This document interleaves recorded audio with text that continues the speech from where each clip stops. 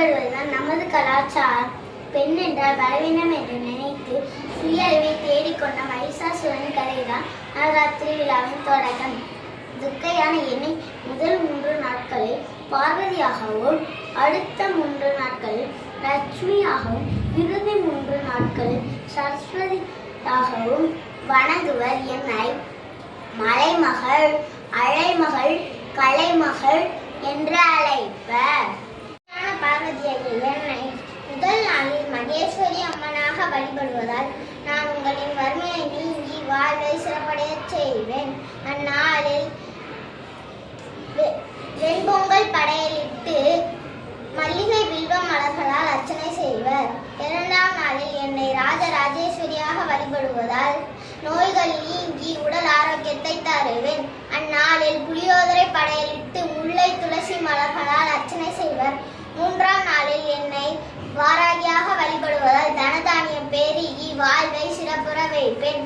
அந்நாளில் சர்க்கரை பொங்கல் படையலிட்டு செண்பக மலர்களால் அர்ச்சனை செய்வர். 4ஆம் நாளில் துர்க்கையான மகாலட்சுமி ஆகிய என்னை ரோகிணியாக வழிபட்டு வருவதால் கடன் தொல்லை நீங்கி சகல சௌபாக்கியம் கிடைக்கும்.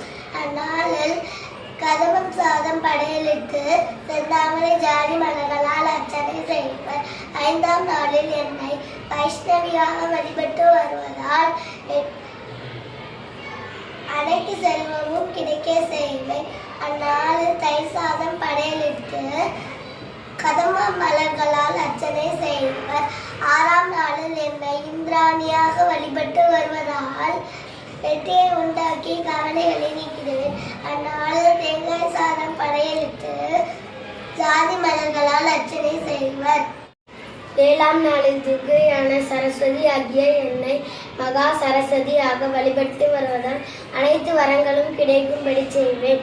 அந்நாளில் எலுமிச்சை சாதம் படையலிட்டு தாளம்பூ மலர்களால் அர்ச்சனை செய்வர்.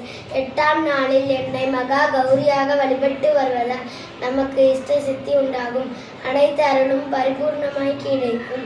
அந்நாளில் பால் சாதம் படையலிட்டு வெந்தாமரை மலர்களால் அர்ச்சனை செய்வர். 9ஆம் நாளில் என்னை சாமுண்டியாக வழிபட்டு வருவதால் நீண்ட ஆயுளையும் ஆரோக்கியத்தையும் தருவேன்.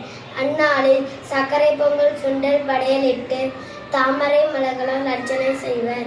3 சக்திகளும் சேர்ந்து தீய சக்தியை அழித்து வெற்றியை கொண்டாடும்